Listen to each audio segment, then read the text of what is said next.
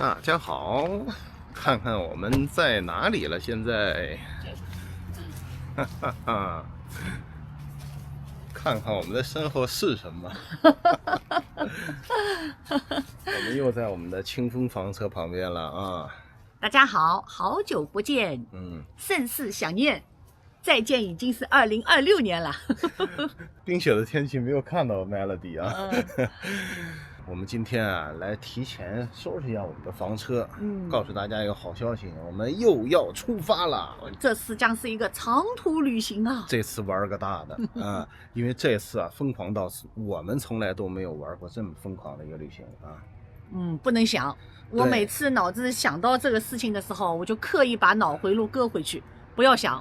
直接公布答案了，不卖关子了啊！我们要进行一次非常疯狂的环美国旅行。对，房车啊，房车环美国旅行。我们将从温哥华出发，兜一圈美国，再回到温哥华。这一晃可能是很长时间，所以我说特别疯狂嘛啊！为什么我们现在走呢？原因呢，一个是我们不能太早了，如果太早了的话，我们这一圈下来啊，6个月都不够。所以我们不能整个冬天在美国啊，一个是受限于这个入境美国的一个时间限制啊，现在美国蒙面抓人的人太多了，很可怕了啊。然后呢，也不能太晚出发，因为我们要去的其中一个目的地呢是佛罗里达，一个重要的目的地。对，在这里停留的时间最久一些。对，而且也是紧赶慢赶的。因为这个佛罗里达呀实在太热了，我呢是一个特别怕热的人啊。当然，据说不怕热的人到佛罗里达也不得不佩服他那里的这个气温啊，因为毕竟是美国的最南方。对，佛罗里达呢，其实我在15年前去过一次，那时候就仅仅坐了邮轮皇家加勒比的海洋魅力号去了西加勒比海，所以呢，仅仅短暂停留了迈阿密和奥兰多。这次呢，我们将在佛罗里达做一个比较长的停留。整个这个环美旅行呢，我们设计的时间呢，大概是4个月不到，120天啊，110天到120天之间。我们对于这次旅行呢，其实规划了很久，心情上、身体上、思想上都做了比较长时间的适应，特别是我。那我问问你啊，就是去美国这样环游啊，你最大的顾虑是什么呀？最大的顾虑当然还是安全了。原来我也没有这个意识。其实我们在美国房车旅行已经很多次了啊，最长一次是53天，还有一次是49天。当时呢，我并没有想到过这个危险。就是有一天，当有一个美国人提醒我说，他们都有枪，我没有枪，我们车上只有一个棒球棒。那你就明说我是一个美国来的人。他们开着房车，我们千叮万嘱咐，千万别带枪进来。所以自此之后，我的记忆里老有想着，原来他们各个房车里都有枪，而没有。这是我认为的一个安全的一个问题。其实我们旅行也算是比较谨慎了。比如说，我们去美国就从来没有野营过，都是去正规的营地，或者是国家公园，或者是省立公园的营地。所以这一点上也规避了一些治安不好的地方和降低了很多的风险。话说过来啊，安全不安全，并不是以你住在家里你就安全了，没错，你出门了就不安全。没错，不能说出门摔倒一下就再也不出门了。所以说这一点上呢，我们俩是达成共识的。所以说虽然说沿途可能有各种各样未知在等待着我们，但是旅行不就是魅力就在这儿吗？对。当然从我的内心来说呢，没有那个 Kevin 就是他想的那么远大啊，我还是想一些比较鸡毛蒜皮的事情。对，我想的比较宽泛一些。那跟你说一下，我最大的顾虑是什么呢？我一听到去美国的南方，尤其是去这些就是比较热带的地方啊，我最大的顾虑就是乱七八糟的动物。你比如说我呀、狗啊、房车呀，可能都会怕这些动物。我也怕的，对吧？听他们说这个蚂蚁还分火蚁啊，还有什么阿根廷蚁呀，还有营地就能看见什么鳄鱼啊，还有老鼠啊、蜘跳蛛啊蚤啊、蚊子呀。蚊子已经是小 case 了啊。对，这一关我已经豁出去了，因为我们在加拿大房车旅行也好，还有在美国西海岸也好啊，通常蚊子不是太大的问题，比较少碰到有蚊子啊。对，特别我们生活在温哥华的北岸，对，我们那儿没有蚊子。对。所以呢，就是这些动物也是给我造成很大恐惧，我要做很多措施，去找一些资料，看怎么预防一些这些乱七八糟的动物。这是我最大的。还有我们家小狗啊，我们带上了驱虫药，我们也买了一个驱虫的那个就是脖颈的环。对、啊，当然也不知道有没有用。对啊，还听说他们这个房车也会进蚂蚁这种事情，想起来都很恐怖啊。所以这是我最大的顾虑。对，蚊子、蜘蛛、蚂蚁、老鼠，还有很多不知名的动物，包括鳄鱼。对啊，这个都是我们以前旅途中并没有考验的。另外一个顾虑，我看看你是怎么想的啊？比如说，我听那个高晓松在聊天的时候啊，他也提到过，说这个像佛州这样的地方啊，意识形态是非常保守的啊，那么是比较白人至上主义啊。他也在佛州曾经遇到过这种就是区别对待的事情。那么所以我们整个环游美国不可能不经过这样的区域啊。尤其是像佛州呢，又是比较保守主义的大本营，甚至是特不靠谱的老家也在那儿。所以这方面你有顾虑吗？有略微的顾虑，这个顾虑不在我的顾虑的就是清单前3位啊，我还是清单前3位，还是觉得就是在110多天或者120多天生活在房车上，我觉得这个生活的考验是我排在顾虑的第1位。是，然后安全是考虑在第2位，第3位是各类虫子啊，第4位才是区别对待。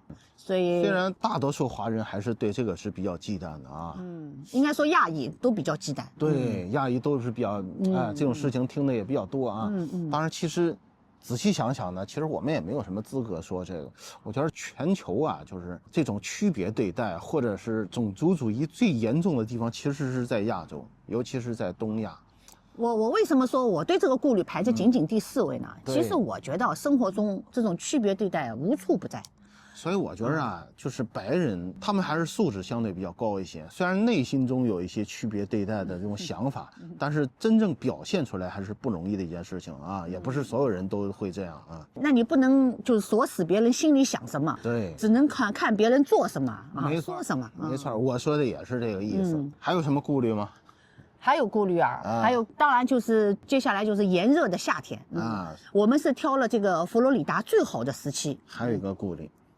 还有一个非常大的顾虑，什么？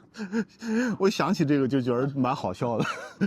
我们有一次房车聚会的时候，你还记得吗？有一个叫 Karen 的人，他上台分享他自己啊，也是在半年环美国这个房车旅行的这经历。他说他出门的时候最大的顾虑就是希望出去的时候是一对儿，回来的时候还是一对儿。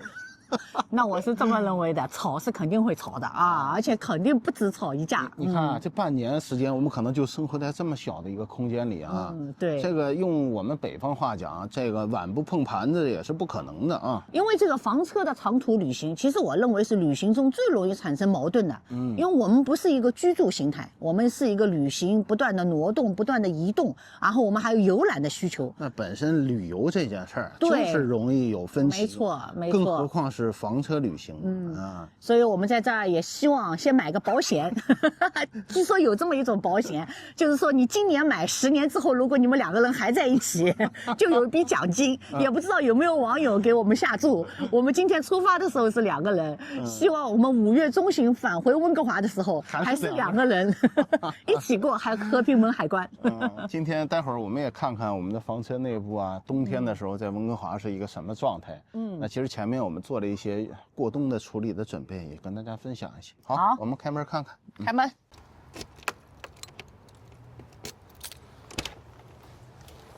哦，哇哦，这是我们那个脱钩啊。这是我们安的那个除湿器。对，那个11月初的时候安的。就看人家旁边这房车的老外安了，我说我也买一个。2个半月。2个半月。这个除湿器还是接了很多的水啊。对，但是比上海好很多啊。上海2个半月估计就满了已经。你看，这个是这样的状态，一个补充装，那其实原来不是这形状。先等一下来看一下这原来什么形状。看，原来是这么大个儿的，放在中间，然后它慢慢就化掉了。反正我们走就不准备用它了，所以这些准备拿回温哥华的家里，明年冬天再拿出来用。哇，好多的水呀！那这是我们房车平时不用时的状态。其实冰箱上市之前啊，已经给它弄干过了。对，我们觉得冰箱呢，如果你是夏天，还是比较适合于开着门的。我们上次是11月刚刚把那个门关掉，时间也不多，对，所以我们也没开。这是我们的双床，待会儿呢我们会把这床套什么重新都套上，然后把一些衣物呢先挪上来。那这样呢，我们在出发的时候就不用太复杂了。对，这次要拿的东西啊实在太多。我整个皮卡的后边都满了，而且我还有很多要带的东西还不能往上放，所以一次性还拿不过来了。哎，总而言之，我觉得这是人生的挑战了。因为这次一个是时间比较长，一个是跨度比较多。对。啊，有冬天的地方，有冷的地方，还有热的地方，对吧？所以我们春夏秋冬的衣服还都得多带点儿。虽然说拖挂房车已经是比那个别的房车面积要大很多，但是对于我来说，我还是觉得像弹丸之地。所以啊，这样的长途旅行啊，空间的需求啊，就是你能携带东西的需求还是非常大的啊。对，并不是说就是像飞机旅行一样拿2个行李就可以了。但是你也不能什么都带上。是啊。所以还是那个永久性的矛盾啊，就是移动的时候呢，你希望你的车呢特别小，对，可是你居住起来呢，你又有生活的空间的需求，你希望特别大，这东西还是蛮成功的啊。对，因为有时候啊，就是我们发现那个淋浴间啊，它会发霉。对，你看这个边边的地方啊，我都重新打过胶，都让它不渗水。对，我们喷过那个防霉的，还可以，各个水管的防冻处理我也都做过了，所以里边还有一些残留粉色的东西。状态还是不错。反正基本上我们房车储存的时候就是这么一个状态。唯一区别就是冰箱门我们现在关上了啊。对。但是我们平时春天、夏天、秋天我们都是开着的。对，尤其是时间长的时候，一定要开个缝至少。对的。好的，现在开始开干。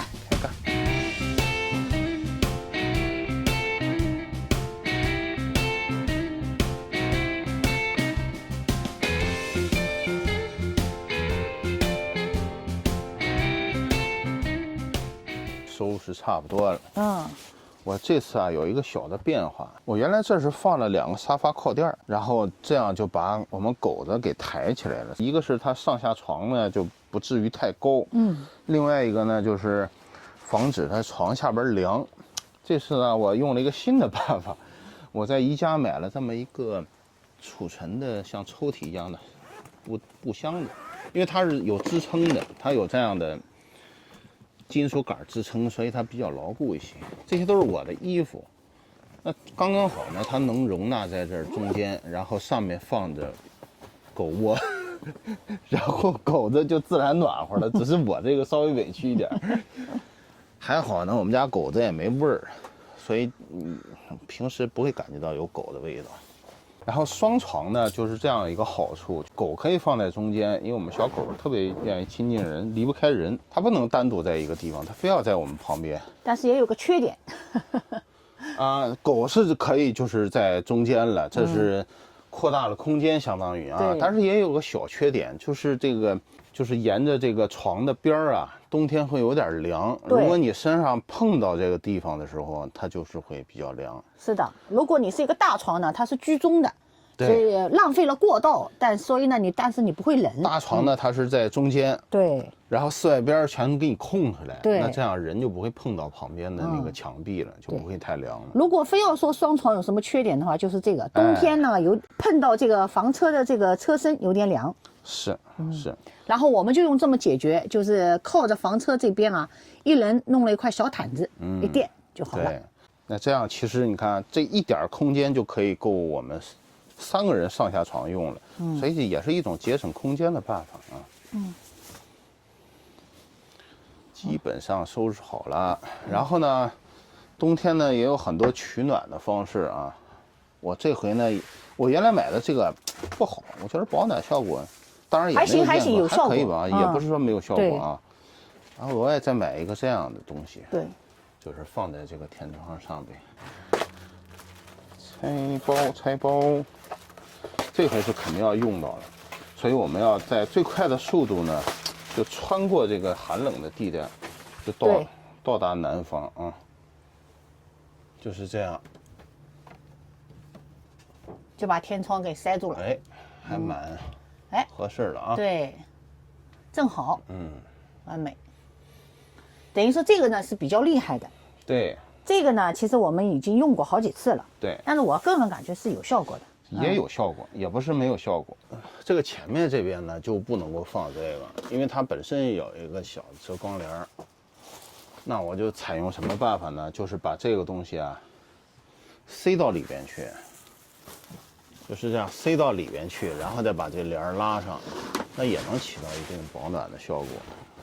哎，东西简单收拾好了，第一批物资已经安顿完毕。对。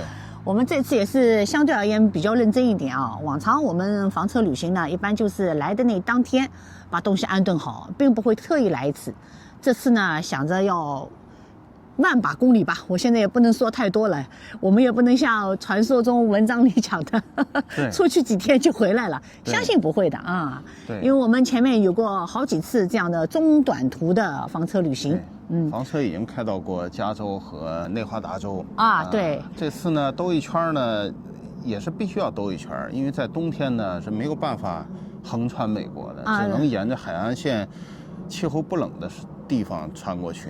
对，这次 Kevin 呢也做了很多的工作啊，认真趴在这写字台上，认真了好几个月。最主要呢是我们沿途的营地都蛮认真的我们一直都是个很认真的旅行者啊。这次更认真，为什么呢？因为我们不想在就是佛罗里达并不特别好的季节去，所以我们这次呢是挑佛罗里达季节最好的2月、3月啊，甚至于4月。对，所以呢，相对而言根据我们的路线，沿路这样抢营地，然后呢，一路上的营地的这个预定呢 ，Kevin 给自己打了90分，就是在我们的预算范围内抢到了90分啊，并不是说上限其实是无止境的，只要你有钱，这个营地豪华的营地有的是，但是我们呢还是要在有限的预算里面完成我们这一次环美的旅行。是，你要是坐飞机10天8天。对吧？你住多豪华的酒店都不过分啊！对，因为你时间短，甚至于迈阿密游轮有的是啊，左一条右一条，对吧？对。我们呢也是想趁着自己在比较好的年龄，车和房车也在比较好的年龄，对，完成这一次环美旅行。对。当然，环美呢，我们要解释一下。这个美国阿布拉契亚山脉以东，我们是没有准备过去的。因为去年刚刚也去了纽约啊、华盛顿 DC 啊什么的，所以直接就会从亚特兰大，再从芝加哥那边就回到温哥华了。对，因为 Kevin 也问我，他说行程规划的时候问我还需要去华盛顿 DC 吗？那我说这1年多前刚去过，那就放过华盛顿了。对，而且纽约呀。波士顿啊，这个宾州、费城这些我们都曾经去过啊。对，当年就是飞机旅行的时候去过啊。对，房车当然没有涉及到。对啊，也欢迎大家关注我们、订阅我们，对，参加我们这一次的家庭长途旅行，一路跟着我们啊，去看看美国不一样的风景。好的，希望大家关注我们。